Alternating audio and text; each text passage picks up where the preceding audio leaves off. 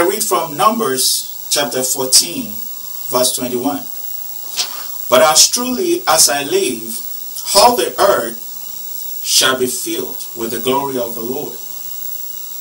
Because all those men which have seen my glory and my miracles, which I did in Egypt and in the wilderness, and have tempted me now these 10 times, and have not hearkened to my voice, surely they shall not see the land which I swear unto their fathers, and neither shall any of them that provoke me see it. Today's message is titled 1204 Days of Discomfort. In a recent vision, the Spirit of the Lord opened my eyes to show me that because of some of the things that I'll be explaining very soon,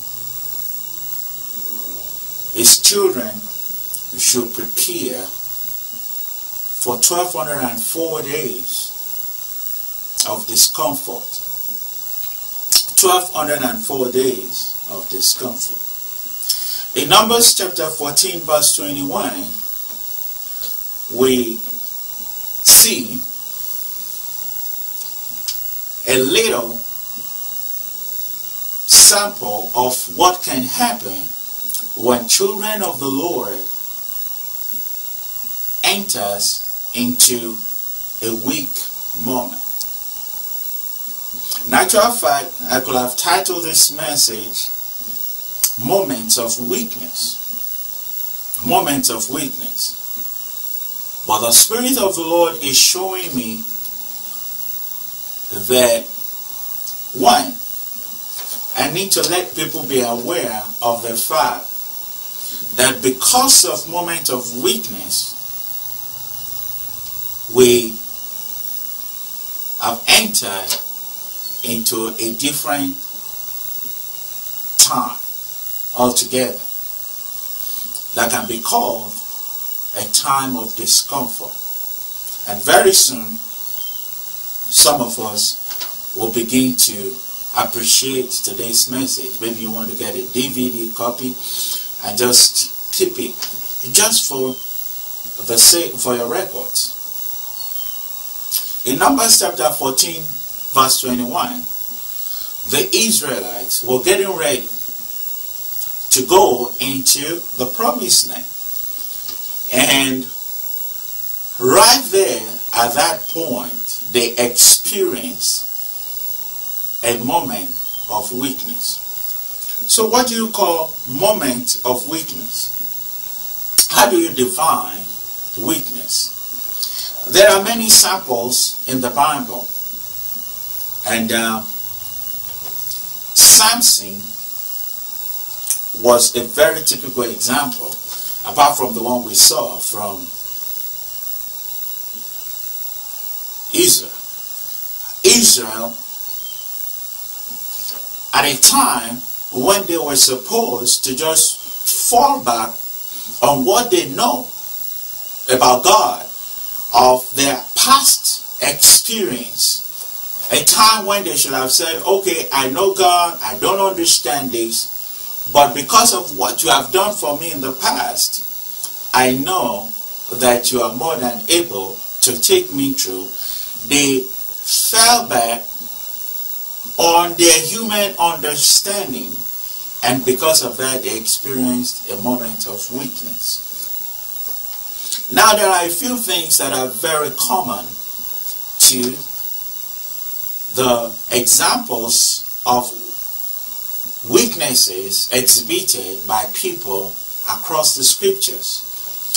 In actual fact, if you take Abraham Maslow's hierarchy of needs, you see that most of the problems that people experienced in the scriptures were limited to the first 3 levels. The first 3 levels in Abraham's hierarchy of needs. Abraham Maslow's hierarchy of needs. On one hand, you have basic needs, food, shelter, and on the second level, as you can see from the screen right now, you have security needs, safety needs. When you look at what happened in Numbers chapter 14, the problem was with security. The Israelites could not trust God with their security. Now, when you go back to what happened to Samson, you'll find that on level 3. That's the need for love, the need for sex, the need for physiological needs, belonging. Those are the type of needs you see on Abraham Maslow's third level of his hierarchy. Now, Samson, I read from Judges chapter 16, verse 18. And when Delilah saw that he had told her all his heart, she sent and called for the lords of the Philistines, saying, Come up this once, where he had showed me all his heart. Then the lords of the Philistines came up unto her and brought money in their hand. And she made him sleep upon her knees. And she called for a man. And she caused him to shave off the 7 locks of his head. And she began to afflict him, and his strength went from him. In Judges that I just read, it was the story of Samson. Samson was anointed from the womb. He had so much power that one time when they closed the city gates against him, with one hand he removed the gate and put it on his shoulder and went inside. That's how powerful the anointing that was on Samson was. Samson was so anointed. But one thing I've had over and over again is that there is nothing that can separate us from the love of Christ. I think we need to be careful about how we hear that message. Because when Jesus himself was on the cross, he said, Eli, Eli, lama sabachthani. He said, my Father, why hast thou forsaken me? Many scholars believe it is because of the sin of the world that he was carrying on himself at that point. And because of that, God the Father could not even behold his own son, his own begotten son. So when you begin to stretch that scriptures that said nothing can separate us from the love of Christ, to the point where you now make it inclusive of sin, you're playing with fire. Because Samson here is showing us an example of what it means to experience a moment of weakness. And the Spirit of God is what is warning us today. Now, why would God be interested? Well, it is because God, he said, I know my thoughts towards you. They are good. They are of good, that you might achieve the expected end. God's plan for you is awesome. The plan of God for you is that you get to that expected goal. And God knows that from time to time, the enemy will come in to try to stop you from getting there. And that is why today the Spirit of the Lord is showing us, is warning us, and is telling us, is informing us. So this message is dual, and I'm believing God to explain everything to you the way you will understand it. In one sense, because of moment of weakness, we have failed to pray for this nation when we are supposed to pray for this nation. And as a result of that, we have not prayed enough for this nation. We have not sought the face of the Lord as much as we should have. And because of that, we have allowed certain things to happen to this country that were not supposed to happen to a nation that is called God's own country. And because of that, the Spirit of the Lord is saying, for the next 1204 days, you should prepare yourself to experience some discomfort.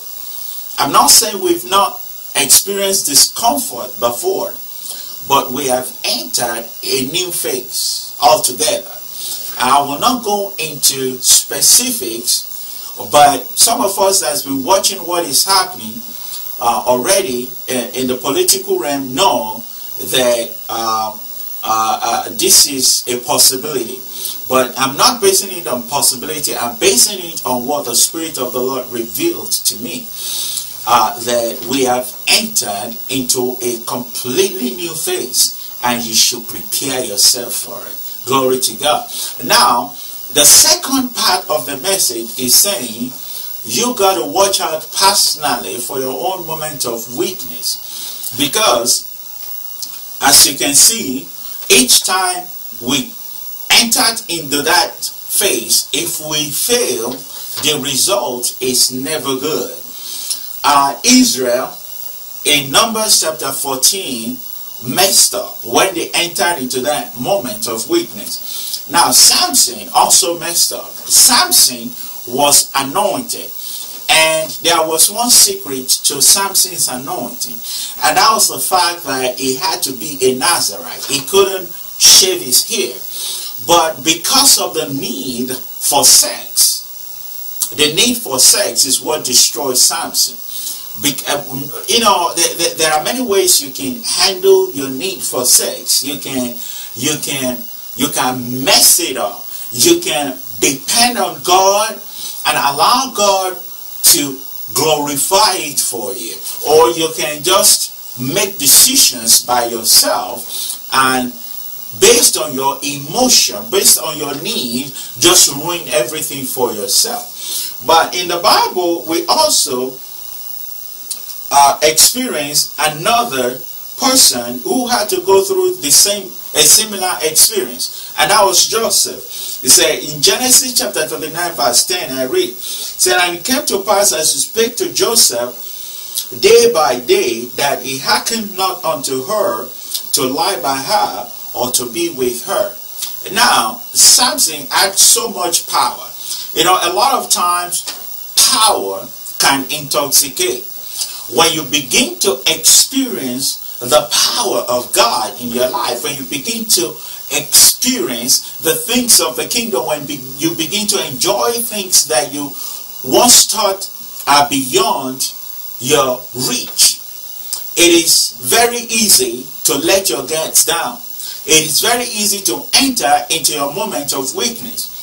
Samson was so filled with the power of God and with all the experiences that are attached to that, that he let his guard down. And he gave that lady Delilah his secret. And the lady used it against him to the point that he was destroyed. I pray this day that you will not allow the good things in your life to destroy your future. Glory, glory, glory to God. Now, Joseph was in a similar situation. He was a slave. You know, he was sold into slavery. He was in Potiphar's house, and he was not where he would have loved to be, in his father's house, just developing his own life, you know, growing up. But while he was there, God prospered him. So he was enjoying some prosperity of some sort at this point. And the enemy came in, said, okay, now that you are feeling good, why don't I just toss in some destructive things into your life? And what happened at that point was Potiphar's wife laid his laid her eyes on Joseph and said, Joseph, you got to come and sleep with me again. We're talking about sex again, because sex now is becoming again a problem to Joseph, the same way it was a problem to Samson. So Samson and Joseph are moments of weakness that were just centered around sexual feelings. And unfortunately for Joseph said, I'm not going to let this happen because I'm playing to an audience of one.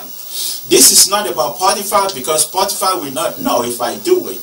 This is not about me, because if I do it, I might gratify my sexual desire for about 5 minutes, or I don't know how long it is, you know, or 10 minutes or 15 minutes, whatever you call it, you know. But at the end of the day, I will make somebody mad. And that is the person that gave me dreams when I was young, when I was a child, when I didn't even know who I was.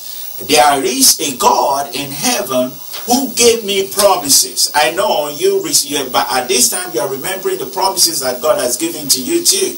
And for some reasons, some of those promises are looking like they will never happen.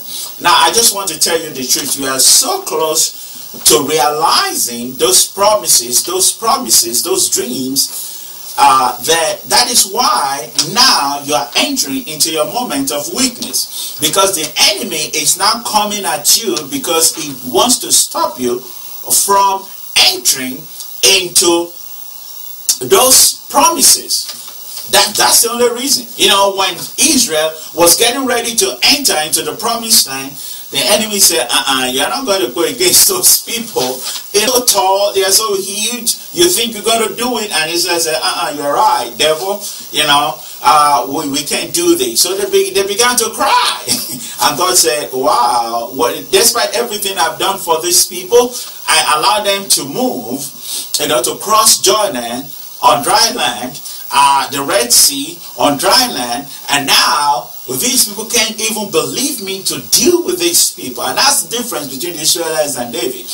David was able to transfer what God did for him with animals to human beings, and that's what you need to do. He said, despise not the days of little beginnings. Here is what you are expected to do. You are expected to remember the things that God has done for you and use that to overcome your moment of weakness. You know, one time I was getting ready to go and work for a bank. This was so many years ago. And one night as I was sleeping, I saw a really beautiful lady. You know, she was so pretty in my dream, you know. And the Spirit of the Lord began to show me what will transpire between me and that lady if I'm not careful. So I said, wow. So when I woke up in the morning, I said, God, okay, I have places to go in the kingdom, and I'm not going to allow sex to destroy me. So I prayed about it. I didn't know how it was going to happen, but I was on the lookout. Now, I got to the office. I started working for that office, and lo and behold, the lady was on the top floor. The lady I saw in my dream happens to be on the second floor. I was working on the first floor. So during break time, when everybody came down, they started introducing us to the people that are in the second floor, and I saw the lady and I greeted her. Once I saw her, that was it. You know, because God warned me about it. Because God told me, hey, you got to be careful. So as a result of which, the normal kind of friendship, you know, that I would have extended to someone like that, I had to kind of cut it back, because I know that where God is taking me is bigger than what I can mess up with just one little relationship that was not of God. Glory, glory, glory to God. So Joseph realized the dream that, remember the dream that God gave him many years ago, and the fact that he was sold into slavery, the fact that he was not like things were not going his way, was not going to deter him from believing in that dream and respecting that God of heaven that gave him the promise in the first instance. Why is the enemy trying to exploit your moment of weakness at this hour? It is because you are very, very close to your breakthrough. Your breakthrough is around the corner. And that relationship that is getting ready to mess you up, you want to step away from it.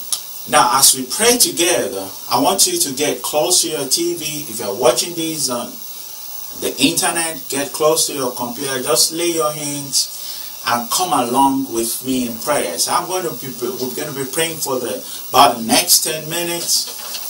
And I believe that the Spirit of God is going to touch you, because today is your day of deliverance. Today is your day of miracles. Write us, call us, share your testimony with us. Remain blessed. Thank you, Father, for today. Father, I lift up before you this day everyone that is watching this program. Reko Salima Shantara Segemo Shantariakasa Rika Saili Boshinta Lebo Sotori Moshke Upama Santa Lekeshke Yepo Libo Sontolieli Paco Sotori Babasha Baka Santa La Elito Sendelebo. Father, in the name of Jesus, Makasali Baba Shish, Father, Loko Sheliera Baba Syria Tosekele Makash, by the reason of the anointing, every yoke shall be broken this day.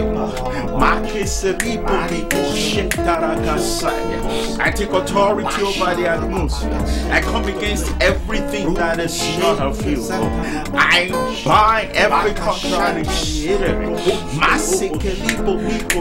For it is written, strangers shall be afraid and they shall flee out of their close places.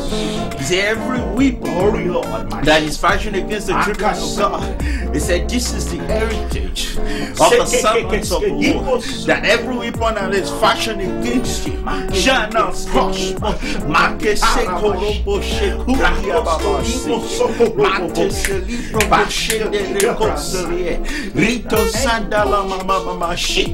Father, in the name of Jesus, Father, in the mighty name of Jesus, he said, these are the signs that shall follow those who believe in you. He said, they shall speak in new tongues. You said, in my name they shall cast out demons. He said, they shall lay their hands on the sick and the sick shall recover. No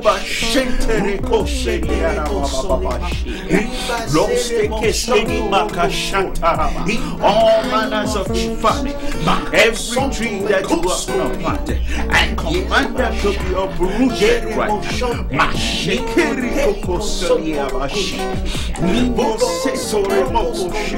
That your anointing will begin to flow, that your power will begin to flow. The kidneys will be repaired right now, and those that need to be replaced will be replaced. The cancer will begin to disappear in the name of Jesus.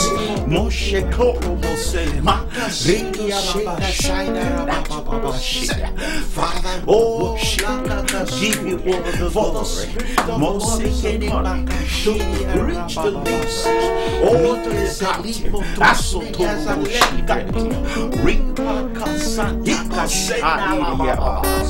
Send them free, Lord God. Rush.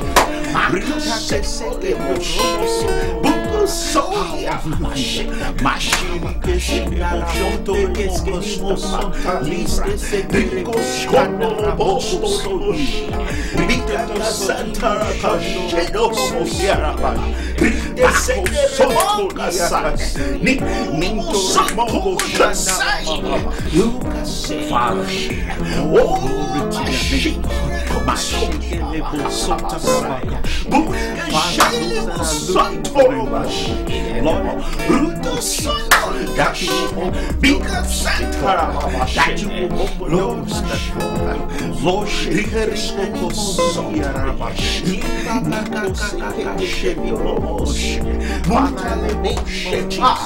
even I pray for those that are going through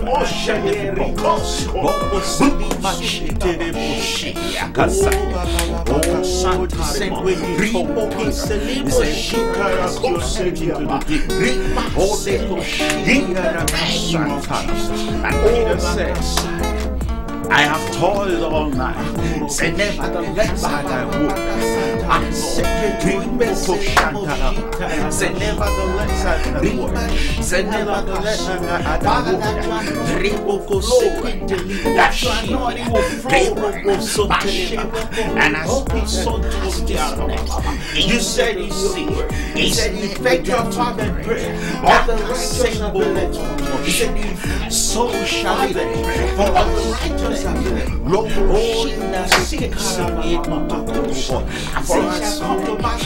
for us, that I said, as I'm praying right now,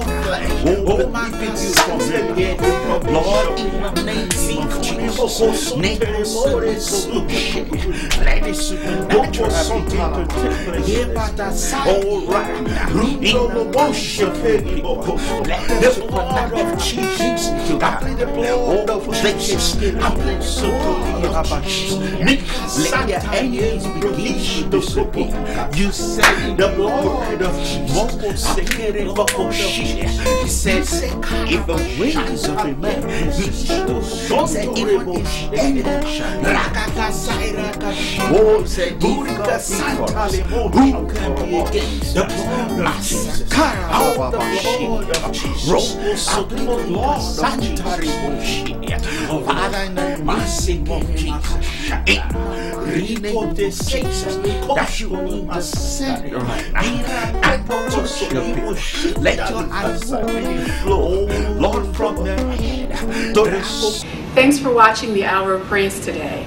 Please join us next week on this station at the same time for another time of refreshing.